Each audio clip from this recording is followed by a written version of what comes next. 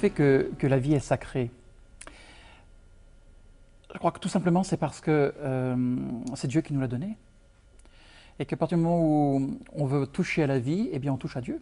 Et pour ceux qui ne croient pas en Dieu, je crois que le caractère sacré reste exactement de la même manière, parce que cela relève, je dirais, de notre humanité et de ce que nous sommes faits.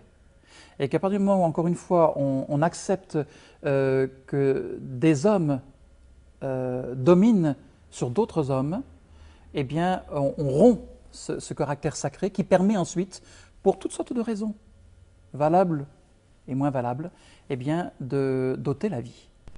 Les chrétiens, les catholiques en particulier, ont toujours défendu la vie. C'est parce qu'ils veulent défendre l'homme. Souvent, on comprend mal la position de l'Église catholique. On dit, mais ils n'y comprennent rien. Souvent, on se fait l'image de vieux barbons qui sont à Rome. Toutes ces questions-là, ça ne les intéresse plus. Ils ont 80 ans. Donc, ils mettent des règles bien strictes pour empêcher tous les autres de s'amuser. Si c'était que ça, effectivement, ce n'est pas intéressant. Par contre, si vraiment la réflexion de l'Église, elle se penche sur l'homme. Et elle essaye de savoir qu'est-ce qu'est l'homme avec son intelligence, sa volonté, sa liberté, cette conscience qu'il a. Et elle cherche tous les moyens pour qu'il soit véritablement heureux. Et c'est pour ça qu'elle va, tous les domaines qui concernent la vie, tous les domaines où l'homme va pouvoir s'épanouir, l'Église va s'y intéresser. Et c'est pour ça, entre autres, elle se penche sur la question du travail, sur la question de la guerre, sur la question, entre autres, de la remise de la dette aux pays pauvres, pour leur permettre de pouvoir reprendre une vie normale. Tout ça, ça intéresse l'Église. Et c'est aussi pour ça qu'elle se penche sur la question de l'avortement en disant, voilà, on veut une société plus juste, on veut une société meilleure. C'est l'enfant à naître, c'est le maillon le plus faible de cette chaîne de vie, de cette chaîne humaine. Et si on arrive, vous savez qu'une chaîne ne résiste finalement, la force de résistance d'une chaîne, c'est vraiment le maillon le plus faible qui le détermine. Et bien l'enfant, à naître, c'est ce maillon le plus faible. Et alors si on arrive à préserver, si vraiment cet enfant, on lui permet de venir, si on protège sa vie, alors tout le reste, par le fait même, tiendra. C'est-à-dire que toute la question du travail, toute la question des libertés, toute la question de justice, alors tout ça pourra s'organiser parce que le plus petit maillon sera protégé. J'arrive plus à avoir des larmes depuis que j'ai porté un autre enfant et depuis aussi que j'ai rencontré la foi. J'ai vraiment été lavée par la foi.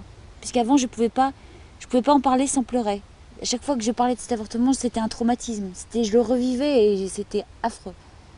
Et donc après le pèlerinage, après m'être confessée, le prêtre m'a dit, vous n'avez qu'un devoir maintenant, c'est de témoigner pour éviter que d'autres filles vivent ce calvaire comme vous l'avez vécu, ce que je fais. Et en plus, le pardon de Dieu, enfin, pour moi qui ai la foi maintenant, j'ai rencontré la foi suite à ça d'ailleurs, mais j'ai vraiment ressenti le pardon de Dieu. Je suis lavée, je n'ai plus de souffrance en parlant. Et je serai en même temps incapable de le refaire, bien sûr. Face à l'avortement, la mère est face à sa propre mort. Et elle vient chercher auprès du prêtre la résurrection de son cœur, de sa personne, de sa dignité. Et elle a besoin d'entendre « je te pardonne ». Elle a besoin d'entendre cela. Elle a besoin d'être accueillie par un frère qui va lui dire « au nom de Dieu, je te pardonne ». C'est un redémarrage, c'est l'accueil de la paix du Christ, qui n'est pas une paix psychologique. On ne vient pas, je dirais, il y a une conséquence sur notre psychologique, il y a une conséquence psychologique du sacrement, mais je dirais c'est bien plus profond, c'est le cœur qui est saisi par la paix du Christ.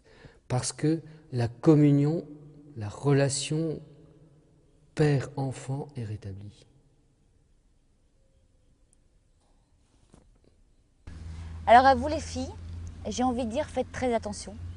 Parce qu'on essaie de vous mener en bateau, vous mener vers quelque part où les femmes n'ont pas leur place. Enfin à mon avis non. Les femmes n'ont pas leur place dans la mort. Et ne croyez pas que c'est quelque chose de naturel. et ne le faites surtout pas rentrer dans vos mœurs. Si vous faites un enfant, je suis sûre qu'il y a eu de l'amour derrière, parce que une femme en général, quand elle fait l'amour, c'est qu'elle a des sentiments pour son partenaire. Donc laissez faire la nature. Parfois, les enfants n'arrivent pas à terme et c'est pas nous qui choisissons. Donc laissez-vous faire, mais allez toujours du côté de la vie et pas de la mort. Voilà, et sachez écouter les bonnes personnes. La vie est en nous. Une heure d'information claire, honnête et bienveillante. La vie est en nous, il faut la protéger.